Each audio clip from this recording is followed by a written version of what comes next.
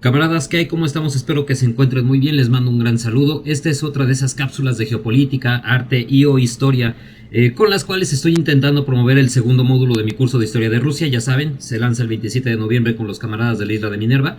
El módulo 2 que va desde la revolución hasta nuestros días. Y precisamente porque quiero tratar sobre la incidencia que ha tenido Rusia en los procesos históricos de la más urgente actualidad. Vamos a hablar de un tema que, aunque parecería no estar directamente ligado, vamos a ver que el papel de Rusia en este proceso puede ser muy importante y de hecho lo está haciendo. ¿De qué les voy a hablar? Les estoy hablando de la viabilidad a mediano plazo del Estado israelí. Un Estado que pues muchos no reconocen, yo mismo no lo considero ilegítimo, pero mi palabra no importa, lo que importa es la actualidad geopolítica. Lo que importa son los hechos y el equilibrio de fuerzas que lo sostienen. Y precisamente de ello vamos a hablar en este video. Entonces, si me pueden acompañar, camaradas, pues será un placer. Para no extender esto demasiado, no vamos a hablar de la historia de la creación de esta entidad política, porque aunque existen cuestiones en este proceso que podrían ayudar a explicar lo que vamos a hablar, me llevaría demasiado tiempo, excedería los límites que me he impuesto para este video. Entonces vamos a partir estrictamente de los hechos que estamos experimentando. Una entidad conocida como Israel, que está agrediendo a sus vecinos, que está cometiendo todo tipo de crímenes de lesa humanidad, con el pretexto de estar luchando en contra de movimientos espacio para burlar el algoritmo oristas, patrocinados por estados vecinos, ¿no? Bien. Esta ofensiva, desde la perspectiva de su servidor, obedece a una desesperación por parte de la dirigencia israelí, por un lado personal, por los cargos que está enfrentando el titular del Ejecutivo, Netanyahu, pero por otra parte también de una urgencia geopolítica por asegurar la existencia de su Estado antes de que los soportes que lo mantienen empiecen a corroerse. Y lo voy a explicar. Vamos a ver. En primer lugar, vamos a hablar de las debilidades que tiene esta entidad política, porque a pesar de que Israel tiene entre sus fuerzas armadas a muchos de los elementos más capaces del mundo, armamento de última generación, instituciones muy bien capacitadas, con protocolos que son la envidia del mundo, en realidad Israel, en términos cualitativos, es una potencia que por mucha animadversión que le tengamos, pues tiene niveles de desarrollo interesantísimos y sí, aunque no son tan invencibles como ellos se ufanan y como la experiencia lo ha demostrado, ciertamente son un enemigo temible.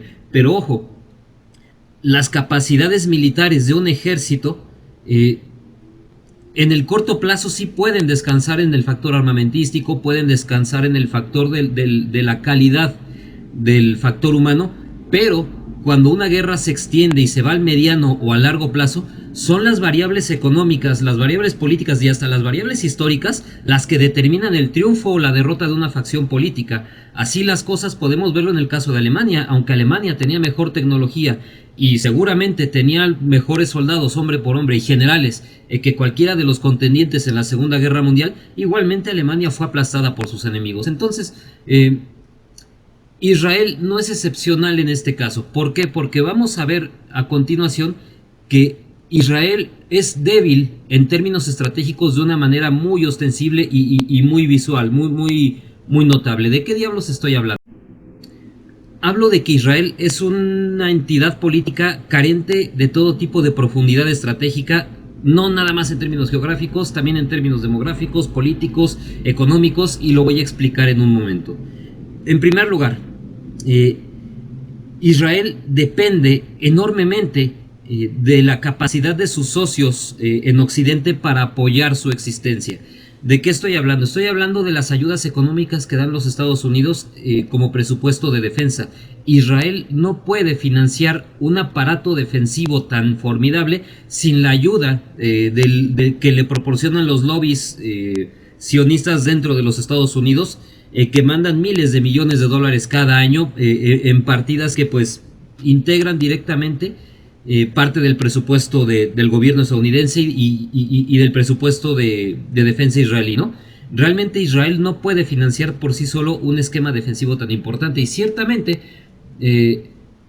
esta ayuda tampoco es altruismo, también a Estados Unidos le interesa tener un agente político promoviendo sus intereses en una zona tan sensible del mundo, ¿no? Entonces, eh, aunque por el lado del interés se podría entender que Estados Unidos, o se podría prever que los Estados Unidos sigan apoyando a la existencia de Israel, vamos a ver que existen otras fuerzas políticas y económicas que también están operando en contra, pero de eso voy a hablar un poco más adelante.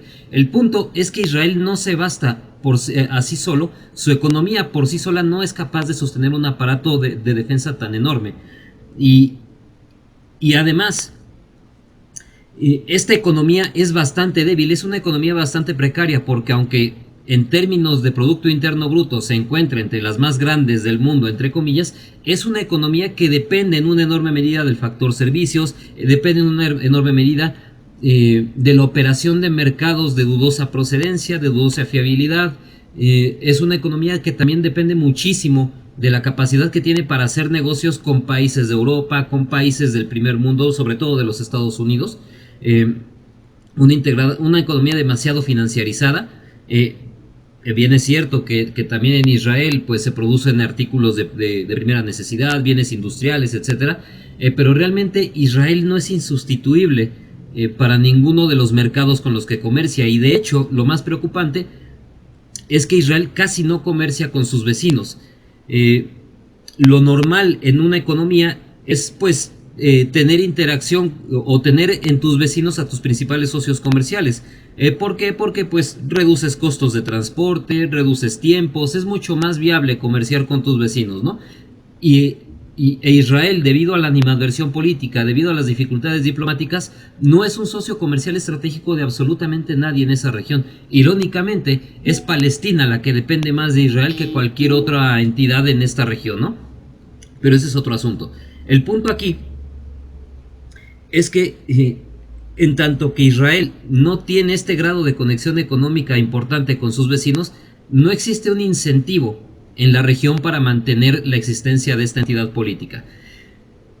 Además, este grado de integración comercial tampoco es lo suficientemente importante en los países de, entre comillas, Occidente, como para sostener a toda costa la existencia de este proyecto político, ¿no? De hecho, el sostén político o la voluntad de estos estados de seguir ayudando y de seguir sosteniendo la economía israelita viene sobre todo debido a presiones políticas, al peso que tienen los lobbies sionistas en diferentes en muchos de estos estados, evidentemente los grupos de poder económico prosionistas, en fin, porque incluso en términos de aceptación popular, la inmensa mayoría de la población de este lado del charco y también una gran parte de la población europea está absolutamente en contra de la existencia de este Estado, ¿no? Entonces, ya por ahí la capacidad de este apoyo occidental a la existencia de Israel no se puede garantizar del todo. No es tan sencilla de sostener políticamente, y vamos a ver que económicamente tampoco, ¿no? Pero antes de pasar a esto, otra debilidad del Estado de Israel, o bueno, cerrando esta parte, la primera debilidad que encontramos en esta entidad política es la enorme dependencia que tiene en socios geográficamente distantes, ¿no? Y esto, les digo, pues es un dolor de cabeza, porque es una economía que pues fácilmente puede ser aislada geográficamente, y de eso precisamente va la segunda situación. Israel no tiene profundidad geográfica. Con el armamento que tenemos hoy, cualquier país que pueda operar drones FPV puede hacerle un daño grave a la infraestructura estratégica de Israel. De hecho, ni siquiera es necesario poseer armas de destrucción masiva para poder realizar un daño grave en este territorio. Existen centrales químicas en el norte de Israel que podrían ser voladas y que podrían dejar inhabitables grandes zonas del norte de esta entidad. Lo mismo hemos visto con Irán. Irán, incluso suponiendo que no tiene armas nucleares, pues logró pegar cuando y dónde y cómo quiso en estos últimos ataques. Entonces, incluso con los grandes capitales invertidos, Israel no es capaz de defender al 100% su espacio geográfico, un espacio geográfico que además es pequeño, es alcanzable por prácticamente cualquier país de la región, y de hecho eso se está empezando a traducir en que en esta guerra prácticamente todo el norte de Israel está deshabitado, precisamente por el riesgo que implica para la población los ataques de Hezbollah y otras milicias que están en el Líbano, ¿no? Entonces, esta es otra gran debilidad del Estado israelí, la falta de profundidad geográfica que le condena además a una defensa estática, que le condena a ejercer un tipo de guerra intensiva en gasto, intensiva en dinero, intensiva en desembolso e intensiva en armamento. Y esto es una situación muy grave para Israel, porque el armamento que Israel utiliza es sumamente caro, la tasa de reposición es muy lenta, es bajísima, y además, insisto, pues depende de los subsidios y de las ayudas que le dan Estados Unidos. Y estamos viendo lo que está sucediendo precisamente en Ucrania, en donde la artillería rusa con armatostes a veces que son restos de la Segunda Guerra Mundial o de la Guerra Fría, pues está provocando un daño tremendo al complejo industrial militar estadounidense debido a la incapacidad de responder en los volúmenes de producción adecuados. Lo mismo con Israel. Estas milicias con cohetes elaborados en casa saturan los sistemas de defensa antiaérea de Israel, hacen que gasten millones de dólares en cada defensa que efectúan, y una vez que estos sistemas están saturados bastan unos cuantos misiles un poco tecnológicamente más avanzados para golpear donde y cuando quieren los enemigos de Israel, ¿no? Entonces, nuevamente, esta falta de profundidad geográfica condena a Israel a un tipo de guerra que no puede sostener del todo, que no puede sostener económicamente por sí solo, ¿no? Bien, y ya por último, pero no menos importante, hay que hablar de la falta de profundidad demográfica, que también va de la mano con lo estratégico, porque Israel es una entidad política que se pobló artificialmente, sobre todo a través de la promoción de flujos migratorios por parte de los gobiernos europeos que, avergonzados por su política hacia los judíos durante la Segunda Guerra Mundial, empezaron a coadyuvar a la hora de enviar volúmenes masivos de población judía a lo que otrora fuera el mandato británico de Palestina, provocando pues un aumento deliberado de la población judía en la región en detrimento de la población musulmana, ¿no? Pero bien, estos flujos migratorios, aunque tienen en común el agente unificador de la fe, y es un agente importante, sobre todo en esta región, también hay que tener en cuenta que tienen muchísimas diferencias culturales, que en este proyecto político se ha hablado polaco, se ha hablado ruso, se ha hablado francés, se ha hablado español, se ha hablado inglés también. En realidad, esta mezcolanza de población hace que ninguno de estos núcleos poblacionales tenga una cultura en común, tenga un pasado en común, porque todos ellos tienen distintos imaginarios y proceden de culturas muy diversas. Insisto, me tendría que ir hasta la época de los romanos para explicar cómo es que sucede esto, pero el punto es que las diferencias culturales son muy importantes, y estas diferencias culturales se han empezado a manifestar sobre todo en estos últimos 15 años o 20 años. ¿Por qué? Porque con el auge de la posmodernidad y de estos discursos progres, esta población de nueva era, esta población más occidentalizada de la entidad sionista, tiene tasas de reproducción mucho más bajas. De hecho, ya está empezando a tener tasas de reproducción negativas. ¿Y qué es lo que está sucediendo en contraste? Las poblaciones ultraortodoxas más conservadoras no son precisamente sionistas. De hecho, mucha de esta población judía ortodoxa está abiertamente en contra de la política de Netanyahu. Y de hecho, es población que ve como una aberración la existencia de un Estado israelí, de un Estado judío. Porque según también su profecía, pues solamente Dios les puede proveer de dicha tierra, ¿no? Bueno, en cualquier caso, esta población está oponiendo una resistencia política muy fuerte, está empezando a ser mayoría en muchos barrios y en muchos sectores claves de la política, y esto también debilita internamente al Estado o al autodenominado Estado israelí, Estado que yo me niego a llamarle así, pero bueno, como sea, me gana a veces la economía del lenguaje. Bueno, En consecuencia, la existencia de dicha entidad solamente depende de la capacidad estadounidense, sobre todo, para sostenerle política y económicamente. Y sin el apoyo estadounidense, este proyecto político habría naufragado en menos de un año, ¿no? Y de hecho, solo explicamos la existencia de esta entidad debido al enorme esfuerzo económico que los Estados Unidos invierten en ella, ¿no?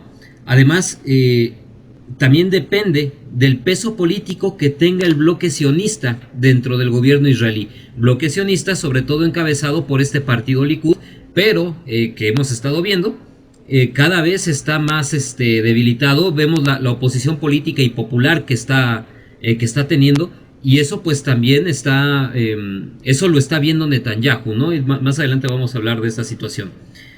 Además hay que tener en cuenta, insisto, que electoralmente el peso del bloque sionista necesariamente va a ir mermando, tanto por la menor tasa de natalidad que tiene la población sionista en contraste con la población antisionista, como también por los cada vez mayores flujos de población árabe que está habitando la región, ¿no? Entonces, aquí, nuevamente, pues, es otro punto de debilidad estratégica a mediano plazo que podemos observar en este proyecto de Estado, ¿no? Y de hecho, el último factor que explica la existencia de este proyecto es el factor de la disuasión nuclear. Si este proyecto de Estado no tuviera armamento nuclear a su alcance, sus vecinos ya lo habrían abrumado militarmente. De hecho, incluso con armamento nuclear, Irán ya encontró la receta para desgastar a Israel hasta los huesos y hasta dejarlo famélico. Pero ya hablaremos de eso en su oportunidad. El punto aquí es que solamente la capacidad de disuasión nuclear de los israelíes les permite mantener el equilibrio de fuerzas. No obstante, esta capacidad nuclear ya está puesta en entredicho, o por lo menos este desequilibrio nuclear, ¿no? Vamos a hablar de ello. Bueno, en cuanto al primer factor que sostiene sobre todo a Israel, que es el apoyo de los Estados Unidos, esto ya está siendo un lastre muy importante para el gobierno de los Estados Unidos. ¿Por qué? Porque prácticamente todos los analistas serios, tanto historiadores como economistas, como geopolitólogos, admiten abiertamente, incluso desde dentro de los Estados Unidos, que el mundo angloparlante ha entrado en franca decadencia, que el constructo que mal llamamos Occidente está cediendo terreno a pasos agigantados frente a lo que se denomina sur global. Y bueno, esta decadencia de los Estados Unidos se explica sobre todo, ahora sí, promocionando el curso de historia de Rusia, debido al factor de Rusia a la hora de contestar militarmente y de poner en entredicho la capacidad militar de la OTAN. El factor o la capacidad de la OTAN para meter miedo y en consecuencia para coaccionar a otros países ha quedado en entredicho debido a la capacidad rusa de hacerle frente en esta guerra de Ucrania, ¿no?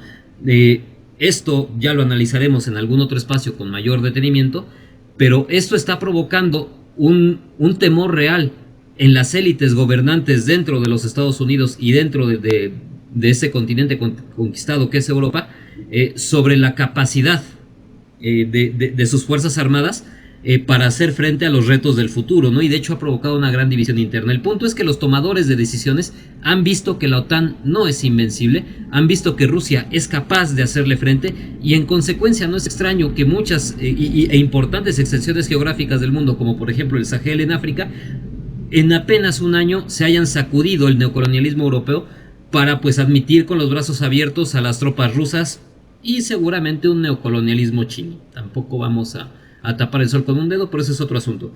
Y esto me lleva al segundo punto de la decadencia de los Estados Unidos y de Occidente, que es más importante aún, que es la decadencia económica. ¿Por qué? Porque muchos me llamaron loco, fanático, parafraseando a Thanos, muchos camaradas de la Facultad de Economía, porque les decía que la apuesta, o que gran parte de la apuesta de esta guerra de Ucrania era precisamente emprender procesos de desdolarización de la economía mundial. ¿Y qué es lo que ha estado sucediendo? Realmente el flujo de de comercio realizado con dólar, sí, con dólares sí se ha resentido. Es cierto, todavía estamos lejos de ver el final del dólar y posiblemente no lo veamos. Sin embargo, ya existen iniciativas serias y existen operaciones comerciales de gran volumen que se están efectuando prescindiendo por completo del dólar. Y sobre todo es el factor de que sean países económicamente muy importantes como China, Rusia, Brasil, la India, Arabia Saudita, quienes estén empezando a prescindir del dólar. Si fueran países pequeños dices, bueno, es que esto es una medida simbólica. No, estás hablando de la mayor economía del mundo, de la fábrica del mundo, estás hablando de dos de los principales proveedores de energía del mundo, como lo son Arabia Saudita y Estados Unidos, y de economías emergentes y pujantes como la brasileña. No es cualquier cosa. Insisto, el dólar no se va a acabar en un parpadeo, pero es una señal grave, es un aviso a navegantes, ¿no? Vemos que cada vez se avanza más en la creación de mecanismos y de protocolos alternos a los controlados por Estados Unidos para comerciar internacionalmente. Hablo del SWIFT, hablo del dólar. Los chinos, los rusos y estos países del BRICS están desarrollando mecanismos y organizaciones análogas para romper este monopolio de los Estados Unidos, ¿no? Y esto nuevamente pues es un torpedo justo por debajo de la línea de flotación de la economía de los Estados Unidos. Y esto, insisto, o sea, yo que estaba siendo optimista, pensaba que se iba a empezar a notar en 5 años, en menos de 2 empezó a notarse esta situación, ¿no? Pero bueno, otro factor que desde mi perspectiva está coadyuvando para poner en entredicho la capacidad de Israel para existir es la animadversión del mundo árabe, porque si los socios comerciales y los sostenes principales de este proyecto de Estado la están pasando tan mal, su capacidad para seguir enviando ayuda y para sostener a la economía israelí, pues también queda en entredicho. Ergo, Israel tiene que diversificar sus redes comerciales, tiene que diversificar sus conexiones, y es algo que no está pudiendo hacer, porque tiene la animadversión de todos sus vecinos, sobre todo después de las tropelías que está cometiendo en Gaza.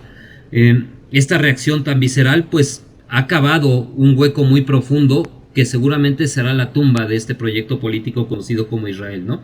Además, existen dentro de la región referentes políticos importantísimos que son abiertamente hostiles a Israel. Ya sabemos de Irán, ¿no? Irán, de hecho, la estrategia que está utilizando es bastante inteligente, ya les había hablado en algún otro espacio, que se basa en este concepto de la aproximación indirecta de Little Heart, ¿no? Utilizar proxies para que Israel desgaste su economía, desgaste su infraestructura militar en una guerra que no... en un tipo de guerra en la que la mayor tasa de reposición de sus enemigos les está dando ventaja, ¿no? En este punto... también tenemos a un segundo que está entrando con fuerza, seguramente también de manera simbólica, pero que no podemos despreciar, que es Turquía. Turquía también está buscando contrarrestar la influencia iraní en la región, está buscando consolidar un liderazgo en el mundo musulmán, pues también redoblando la apuesta de los iraníes y también mostrándose hostil hacia Israel y hacia su política, ¿no? Esto árabes a hacer lo mismo, está toda la diplomacia, todo el siglo de diplomacia y de política exterior que los Estados Unidos, los británicos y Europa habían invertido en sostener a Israel desde el acuerdo Sykes-Picot hasta nuestros días, se han ido a la basura en menos de un año con lo que Israel está haciendo en Gaza, ¿no? Y con lo que ahora está haciendo también en Líbano. Entonces, en tanto que la capacidad de sus sostenes en Occidente se está viendo en entredicho, el autosabotaje, o más bien, sí, el autosabotaje que Israel ha hecho en sus relaciones diplomáticas con sus vecinos, pues no ha hecho sino dejarle aún más aislado y más dependiente de este Occidente en decadencia, ¿no? Y bueno, ya por último, en términos de geoeconomía, en términos de esta economía mundial, o de esta economía globalizada, no confundir con geoeconomía, no es lo mismo. Hablamos de que el costo de mantener a una región tan estratégica como el Oriente Medio en un grado de inestabilidad política, en un grado de inestabilidad militar tan importante, pues es un estorbo, es muy grave para muchísimas economías.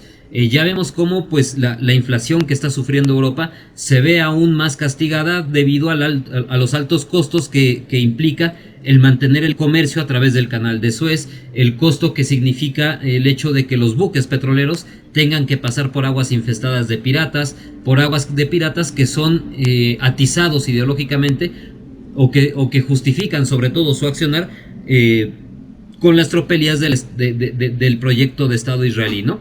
En este punto, lo mismo podemos decir de China, ¿no? A China no le gusta o no se siente cómoda dependiendo estrictamente de Rusia su provisión de energía. En este punto China ha sido astuta y ha diversificado sus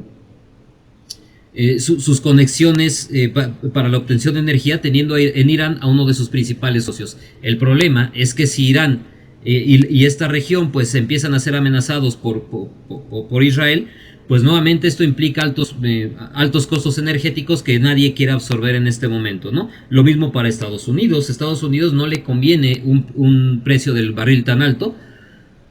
Y nuevamente, pues esto le pesa, ¿no? En conclusión, me parece a mí que